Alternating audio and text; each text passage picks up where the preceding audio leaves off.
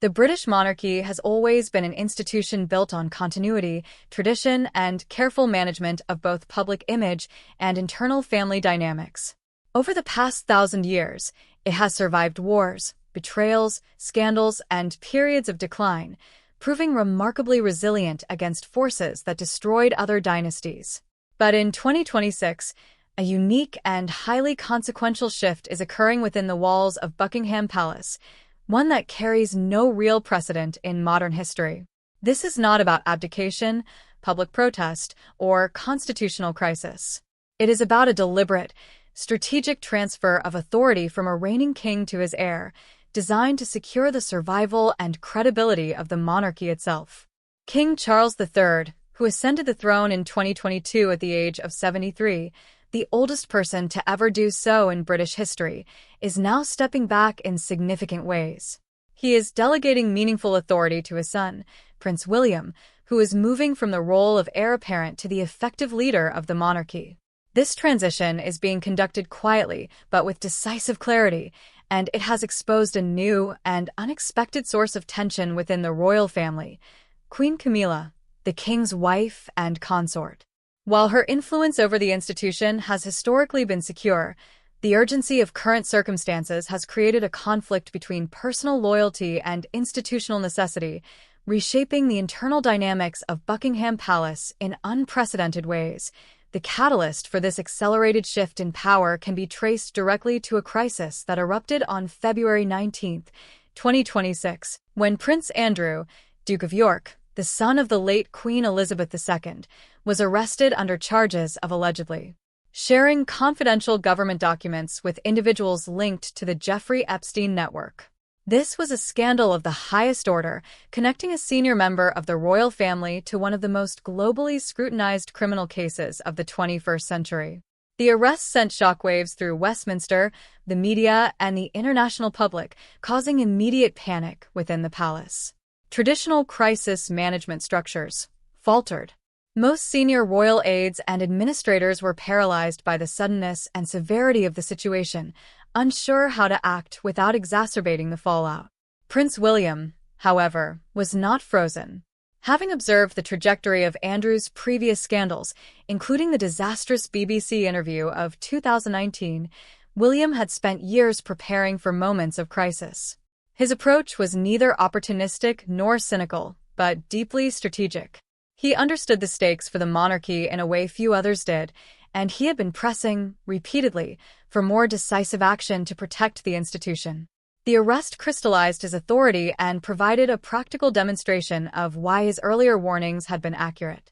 In the chaos of Andrew's arrest, the world witnessed the immediate consequences of a royal family in crisis, while inside Buckingham Palace, William quietly assumed command, coordinating the family's response and demonstrating the capability and decisiveness that King Charles himself increasingly relied upon during this turbulent period. The roots of William's preparedness lie in the earlier scandal of 2019, when Prince Andrew sat for a high-profile BBC interview intended to address public concerns about his connection to Jeffrey Epstein. The interview became a global spectacle of misjudgment and poor crisis communication. Andrew's explanations were widely regarded as unconvincing. His lack of remorse for associating with a convicted sex offender drew widespread condemnation, and his attempt to use a medical condition as an alibi, the infamous claim that he could not sweat, became a source of ridicule and further outrage. While the world reacted with a mix of disbelief and anger, William observed with focused attention. According to biographer Russell Myers, who chronicled William and Kate's approach to royal responsibilities, William had previously warned both his father and the late Queen Elizabeth II about Andrew's behavior. He advocated for his immediate removal from royal duties, arguing that the monarchy itself would pay the price for any delay.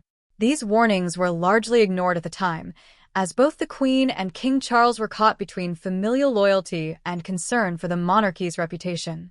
This tension highlights the inherent conflict within royal decision-making. When loyalty to family competes with duty to the institution, protecting a person often trumps protecting the monarchy. By 2026, however, William's foresight had transformed from a cautionary note to an urgent directive, as the consequences of delayed action became fully evident with Andrew's arrest and the public scrutiny it generated. The pressures driving this accelerated transition are not purely crisis-driven. They are compounded by serious health challenges affecting the monarchy's central figures. King Charles III, already the oldest monarch to ascend the throne, was diagnosed with cancer in February 2024. While the specifics of the diagnosis have remained private, it is known that he began immediate treatment while continuing to fulfill his public duties. His ability to sustain appearances despite intensive treatment demonstrates remarkable personal discipline and commitment to duty, but it also signals a reduced capacity for hands-on management of crises and institutional reform. Compounding this, Princess Kate, the Princess of Wales, announced her own health challenges in March 2024. Undergoing surgery and preventative chemotherapy, Kate stepped back from public duties temporarily, demonstrating both vulnerability and resilience. The simultaneous health crises of the king and the heir apparent's spouse created a concentrated fragility at the monarchy's apex that had almost no precedent in recent times. With two of the institution's most important figures physically compromised, the need for a capable and fully engaged successor became urgent. By 2025, Charles had effectively begun transferring operational authority to William and Kate, granting them privileges such as issuing royal warrants, historically a symbolic and practical indicator of royal authority. These actions, while subtle, were significant. They revealed the monarchy's center of gravity was shifting, signaling that William and Kate were not merely acting on behalf of the institution. They were increasingly the decision-makers shaping its trajectory, supported by the reigning king but moving ahead of traditional protocol and expectation. This transition, however, has encountered friction, most prominently in Queen Camilla. Her conflict with William centers on competing interpretations of loyalty, morality, and institutional responsibility. Camilla's long-standing friendship with Sarah Ferguson, the ex-wife of Prince Andrew, predates the royal family, the scandals, and the Epstein connection. Camilla values this personal loyalty highly, believing that ending a decades-long friendship due to guilt by association is morally unjust.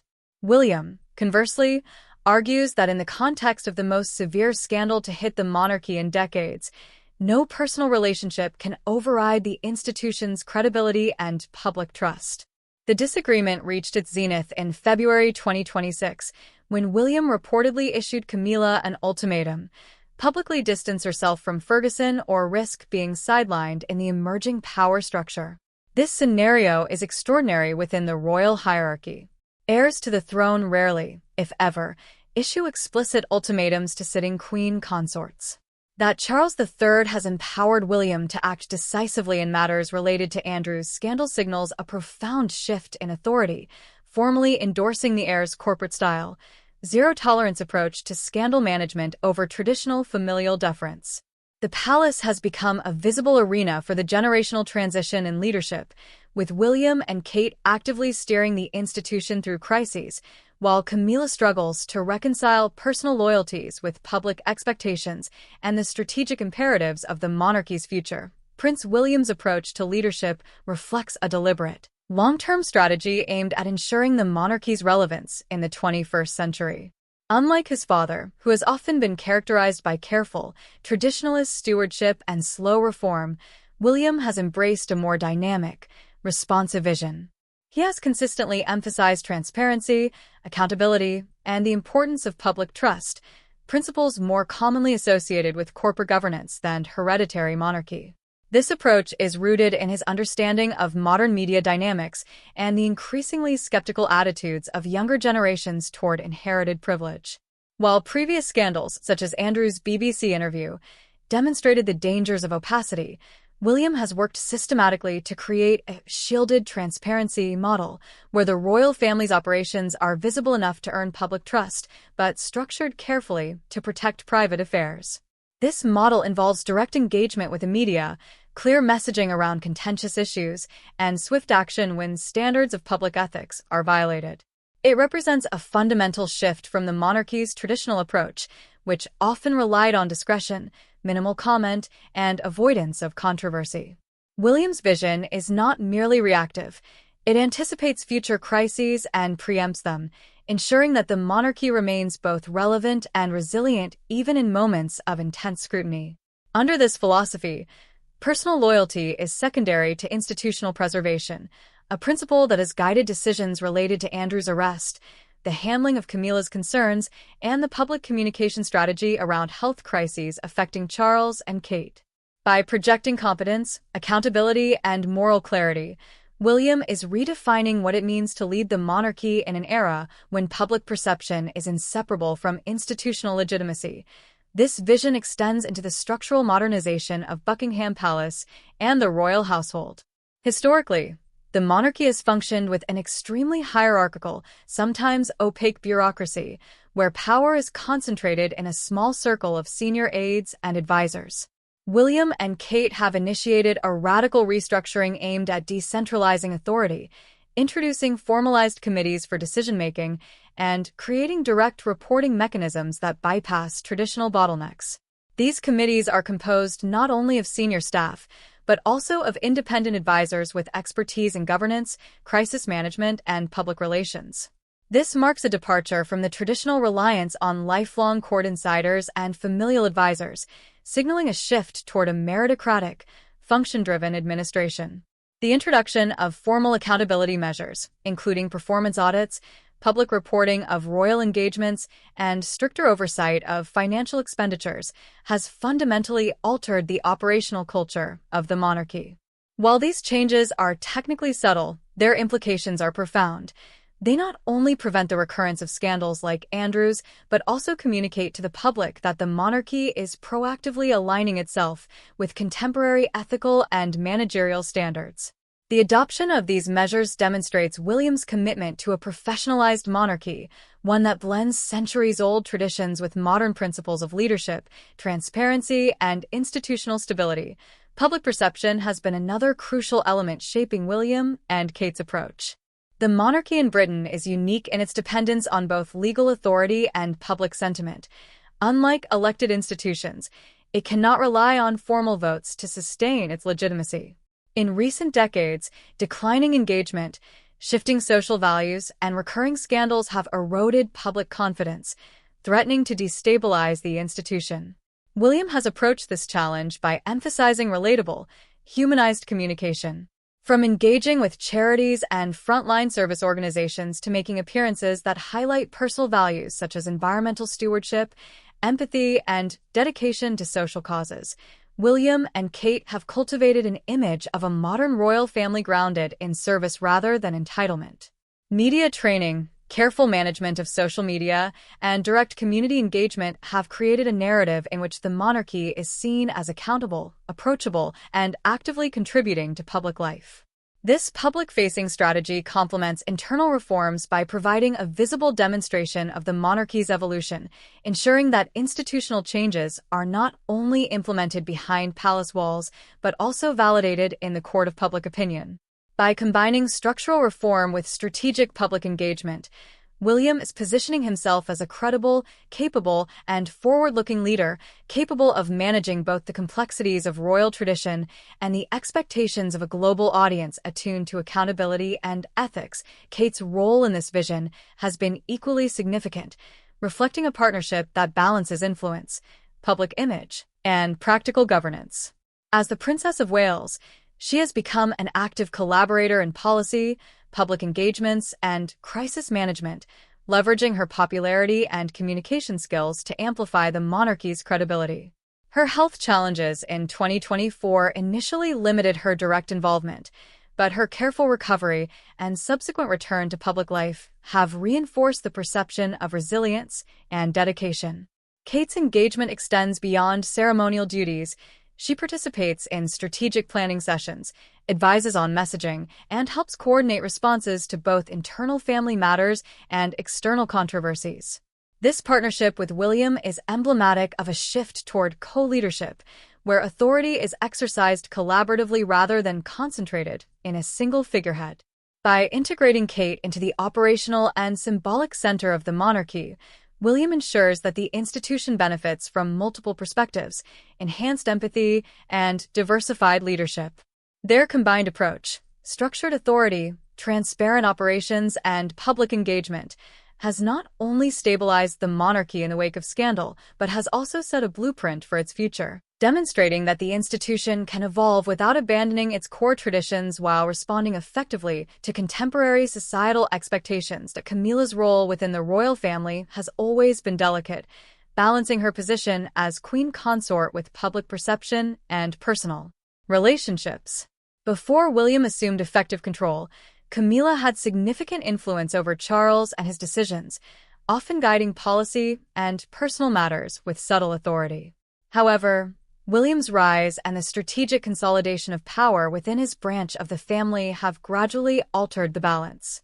While Camilla retains her ceremonial and symbolic authority, her ability to influence day-to-day decision-making, particularly regarding sensitive issues such as Andrew's scandal or internal palace communications, has been curtailed. Reports indicate that she's been involved in negotiation sessions about media strategy and family matters, but her input is increasingly advisory rather than decisive. This shift has generated complex family dynamics.